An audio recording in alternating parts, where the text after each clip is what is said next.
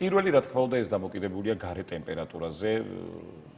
რა თქმა უნდა, როდესაც არის გარე ტემპერატურა -2 და როდესაც არის +12 და როდესაც თქვენ ამუშავებთ ეს მარტივია გაზის, თქვა, ცენტრალური გათბობის ქვაბს, არ მოვა ერთ იგივე გადასახდელი, იმიტომ რომ ჭირდება უკვე -2-ია გარე ტემპერატურა და +12-ია განსხვავდება და შესაბამისად უფრო მეტი გაზი იხარჯება -2-ზე მარტივია.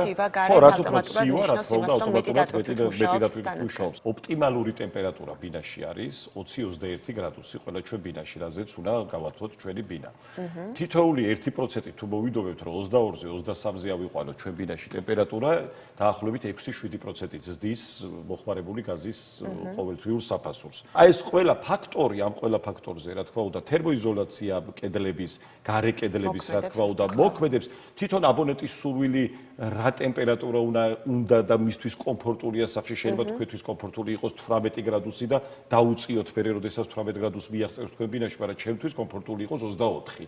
და შესაბამისად ჩვენ ერთ იგივე გამათბობელი გვეყენოს, ერთ იგივე კვადრატული ბინა გქონდეს, მაგრამ თქვენ ნაკლები მოგივათ.